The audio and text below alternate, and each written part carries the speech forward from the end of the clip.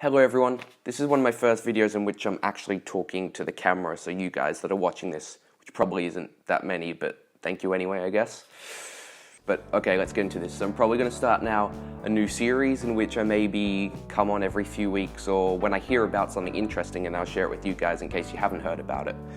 So the one that I'll be sharing off first is recently, so as of the 1st of December 2017, Australia implemented the return and earn scheme in which you can return plastic bottles and other containers and earn 10 cents off it. This has always been around as long as I can remember in the Northern Territory in South Australia. However, it's taken until now until they've actually implemented it into New South Wales. Because as a kid I've always been like, oh, they should have it around, you know, you could make a fortune, you could be a millionaire off doing this. It's like collecting hundreds of bottles, putting them in. I thought it'd be a great idea to have in New South Wales, but they didn't have it until now. So at the moment, they're mainly shop fronts. So you bring the bottles, like exchange it over the shop front, and they'll give you money for them or something like that, only certain ones. And as of this moment, I only know one machine, which is on Addison Road. Probably have a map come up showing you where that is. If you want to know more about where the locations are, there'll be a link in the description having all the locations, because they have a website in which you can put your postcode in and it will tell you exactly where their places are. And this isn't just a new system, this has been around for many decades. My dad was telling me about when he was in the Netherlands, and if he would be like running out of money for the week as a student, he would go out, collect a few bottles and be able to pay for dinner. But that was more back then when everything was glass, so he said he used to get like 50 cents a bottle, euro, and he could be able to pay for dinner. Where now, to get that, you'd need like 200 bottles, so it'd take you a while, but you could get there. As of this moment, 44% of all litter within New South Wales is contributed by drink containers such as cans and bottles. The Premier hopes to reduce all the litter within New South Wales by 40% by 2020, which will be a bit of a challenge. If you go to one of the locations in which gives you a refund for the bottle, you can hope to get 10% for most types of bottles that are out there. There are some in which don't apply, and I'll go through those now. Most 150 milliliter bottles to 3 liter bottles will be accepted. These include PET plastics, which is polyethylene, so it's like kind of standard plastics such as soft drinks and like soft drink bottles and things that they're in, so that sort of type of plastic.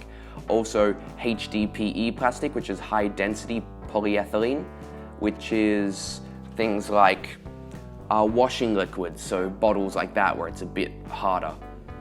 Glass is also accepted, so glass bottles. I'm not sure what sort of shapes, because sometimes some shapes they say will be accepted and won't be accepted, which will also should come up on the screen. So I'm not sure like whether your Voss bottles will be accepted, but who knows. Also aluminium things, and your aluminium cans, steel, and liquid paperboard. So kind of like milk cartons, but not like the fat ones, but the skinny, you know what I mean, the rectangles, not like the jugs, yeah, you get it, okay, that's enough. So stuff that isn't accepted includes plain milk or milk substitute containers, flavored milk containers of 1 liter or more, pure fruit or vegetable juice containers of 1 liter or more, glass containers for wine and spirits, which I won't have much of a problem with, but you know, there's people out there. Casks for wine and casks for water of 1 liter or more. I have no idea what I just said there, I'm just reading exactly what it says. Sachets for wine of 250 milliliters or more. Containers for cordials or concentrated fruit and vegetable juices. So I'm guessing it might stain the plastic, maybe? I'm not sure, like some of these might be because they're odd sizes or materials, or they might stain it. I don't know. Registered health tonics.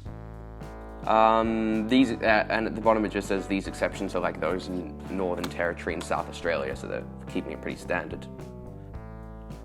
Recyclable. Non-recyclable. Probably recyclable. So it states that beverage suppliers or first sellers into the state are responsible for the funding project and associated scheme costs, which means when someone brings a bottle back, they're having to fund that person the 10 cents or any managing or running costs, which they would heavily dislike, and I'm sure they've protested against for decades.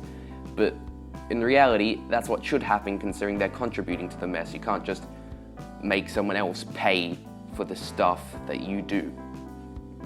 Also, if you're wondering how much of your plastics actually gets recycled, things such as like wrappers, like chocolate things, I don't think get recycled, but obviously stuff like the milk jugs and things supposedly get recycled, and it's all like hand sorted within Australia, so it's not all machines and things yet. And also on top of this, like you may think coffee cups and things actually get recycled, that's why you put them in the recycling bin, but that's not true. It's easily possible for that to happen, however Australia hasn't brought in the machinery and factories which are able to do that yet, which is kind of dumb.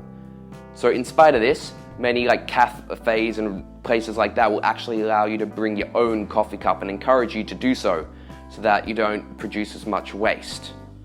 Also, if you are to throw away plastic lids, they won't be recycled because they are too small and they're not worth the effort and things like that because it's all hand recycled, as I said before. However, if you put them in bottles like this, so you collect all your lids and put them in one big bottle, they'll be put as mixed plastics and therefore be recycled. So, here you go. So, I just want to put this out there so it's out there in the world, and it's going to be something I'm trying to achieve. So on YouTube this year, what's achievable? I reckon I'm going to try and get 1,000 subscribers by the end of this year. That's going to be my goal. So I'm going to try to achieve that. So, you know, if you haven't subscribed already, you know, you could help me out just by pressing that red button just below this. Can you see that? If it's still red, you haven't done it right. You're going to have very bad luck for the rest of the week unless you press that red button. So go. Once it turns grey, you're very well off. You're going to have the best time for the rest of 2018. Okay? You've done that already? If you have, thank you. If not, you suck. But you can unsuck by pressing that, okay? Thank you very much, and I'm out.